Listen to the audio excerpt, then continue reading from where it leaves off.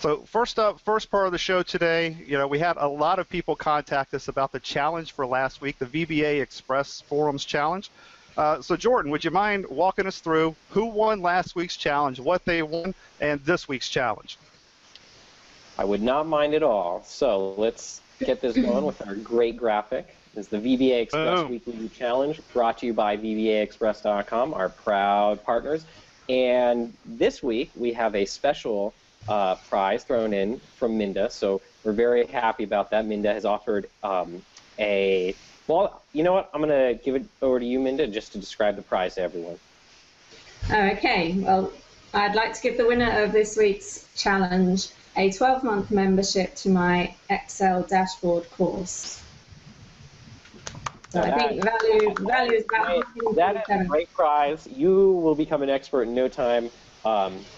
So we're very happy to offer that. We thank Mynda a ton for providing that to us. So let's get to the challenge, the thing everyone has been waiting for.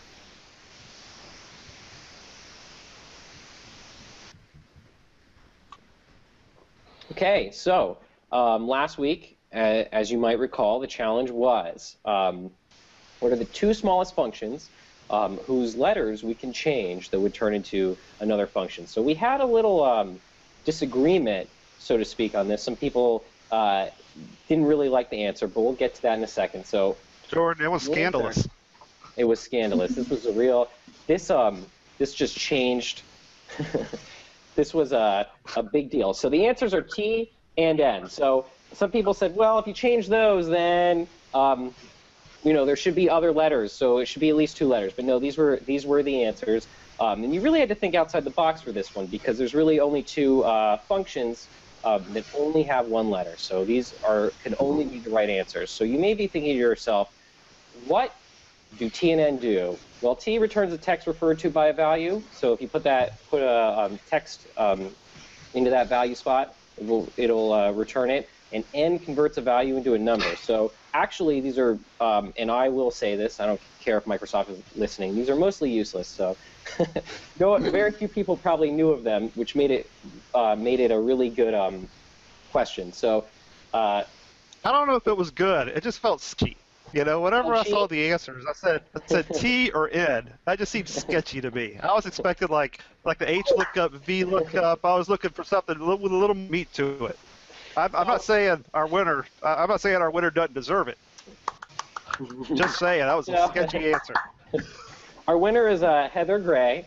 You know what? I'm gonna have Oz give us how many srirachas he's gonna give this question, and then we'll see how hard it was. So congratulations to Heather. I'm gonna give this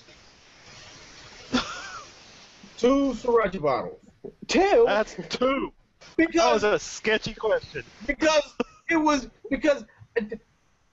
it's challenging to figure out, but as you said, you can't get much mileage from this thing. Now, one interesting thing that I've seen with T is that you can have a formula and put notes after the formula. Seen that? I have seen that. I've seen that. So, yeah, but Heather Gray is a 5. This would be in Heather Gray. All right. Yeah. Heather reached out to us on Facebook, didn't she? On our Facebook page? She did. She responded on our Facebook page. And you should respond on our Facebook page too, everyone, for this next challenge. So let's get right to it. Below is a snapshot of my Quick Access Toolbar. So, some of you might keep yours organized. Mine is unbelievably disorganized. And I'm having a lot of trouble here figuring out what each of these icons stand for. So my question to you is, hopefully you can help me out. Go through each of these and tell me what they stand for. So here's an example, because there may be some trickiness with regard to what name do you use. So the answer is, if it's on your Quick Access Toolbar and you have your mouse over it, so in this case E, the first word that comes up, that's that one in bold, is the answer. So the answer should be A equals, well, I'll let you figure that one out, although that's an easy one. B equals. So just go through, and we will pick a winner from all the correct answers, or if not everyone gets this, because there's a little bit of trickiness in this too, we will pick the people who got the most answers correct.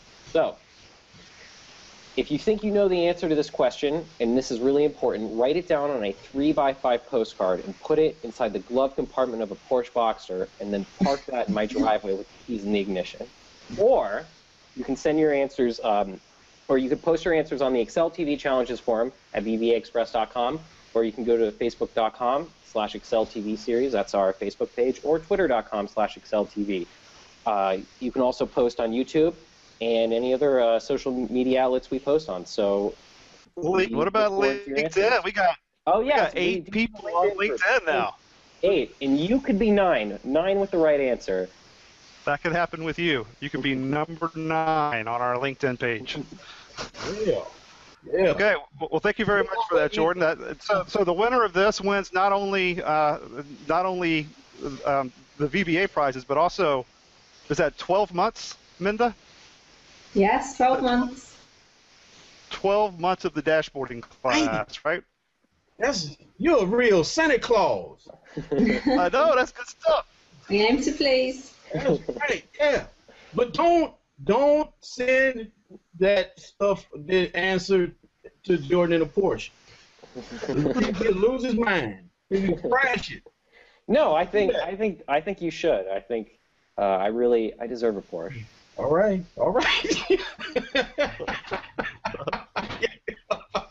He gets it all dressed Just up. my He gets a one tie man's on. opinion. Gets a tie on. Now he wants a Porsche.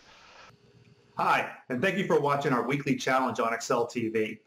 You can leave your comments or any questions you might have or your possible answers on any of our social accounts or just in the comments section down below. You can also visit our friends over at VBAExpress.com. Over in the forum section, they have a place where you can respond to the challenge there as well. And that's a great place to go if you have any questions around VBA, Visual Basic, or just anything around that. It's a great place to go.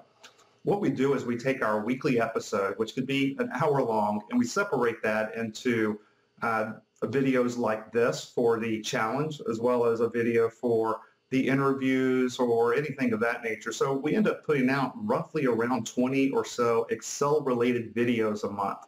I say that to say I'd like to invite you to go ahead and subscribe so that these come to your inbox or come to your YouTube account on a regular basis. So thank you for watching, and until next time, thank you for watching Excel TV.